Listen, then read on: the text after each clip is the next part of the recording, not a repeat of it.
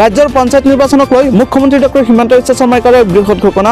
ৰাজ্যবাসীৰ কাৰণে এই মুহূৰ্তত আহি পৰিছে গুৰুত্বপূৰ্ণ বিগ ব্ৰেকিং নিউজ, কিয়নো পঞ্চায়ত নিৰ্বাচনৰ অধিসূচনা কেতিয়া জাৰি হ'ব। 25টা নতুন নিয়মেৰে অনুষ্ঠিত হ'ব ৰাজ্যৰ পঞ্চায়ত নিৰ্বাচন। যি নিয়ম নাজানিলে প্ৰাৰ্থীৰ বিপদ হ'ব।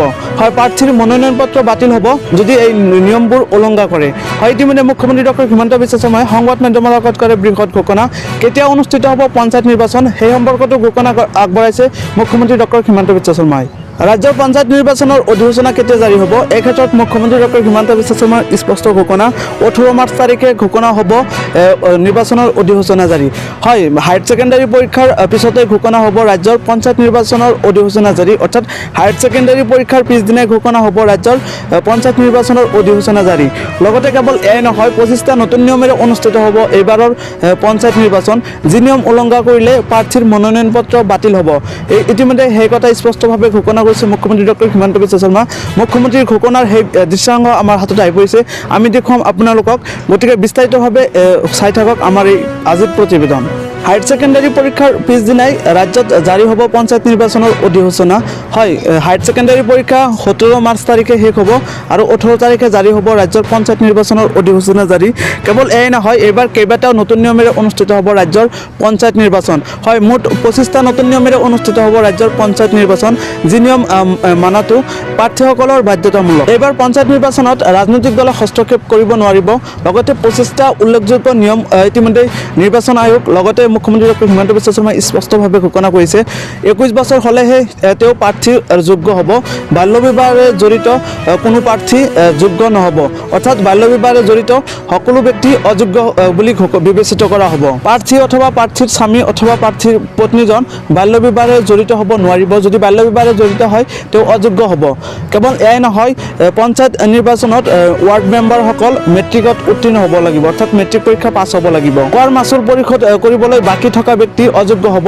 কেৱল এয়াই নহয়, সমবায় সমিতিৰ ঋণ পৰিশোধ নকৰা ব্যক্তিও অযোগ্য বুলি ঘোষণা কৰা হ'ব। 12বিধ নথি জমা দিব লাগিব প্ৰতিদ্বন্দ্বিতা আগবঢ়োৱা প্ৰাৰ্থীৰ।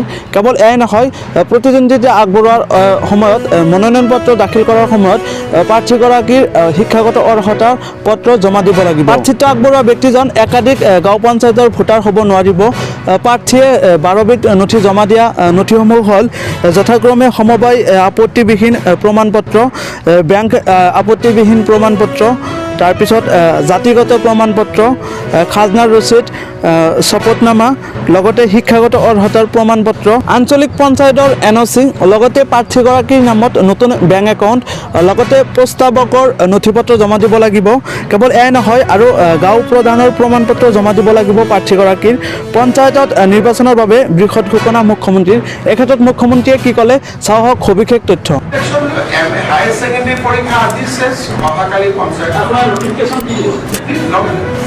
হায়াৰ ছেকেণ্ডাৰী পৰীক্ষা শেষ হোৱাৰ পিছদিনাখনে আপুনি যিটো ঘোষণা কৰিছিল যে দল বুলি নহয়, তেনেকুৱা ধৰণে যিটো মই নিজে ৰাইজক আহ্বান জনা যে পঞ্চায়তৰ সদস্য আৰু সভাপতিৰ পোষ্ট যাতে বিজেপি দলে কোনো ইণ্টাৰফেয়াৰ নকৰে। পঞ্চায়ত নিৰ্বাচনৰ অধিসূচনা জাৰি। লগতে এইবাৰ কেইবাটাও নতুন নিয়মেৰে অনুষ্ঠিত হ'ব ৰাজ্যৰ পঞ্চায়ত নিৰ্বাচন। সৰ্বমুঠ 25টা নতুন নিয়মেৰে অনুষ্ঠিত হ'ব ৰাজ্যৰ পঞ্চায়ত নিৰ্বাচন। পঞ্চায়ত নিৰ্বাচনক লৈ মুখ্যমন্ত্ৰীৰ বৃহৎ ঘোষণা।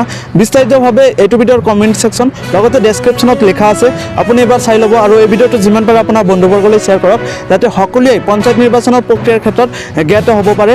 আৰু যদি আপুনি টপ আইডিয়া প্ৰ' চেনেলত নতুনকৈ আহিছে তেনেহ'লে নিশ্চয় চেনেলটো ছাবস্ক্ৰাইব কৰাৰ লগতে ভিডিঅ'টো শ্বেয়াৰ কৰিবলৈ একেবাৰেই নাপাহৰিব।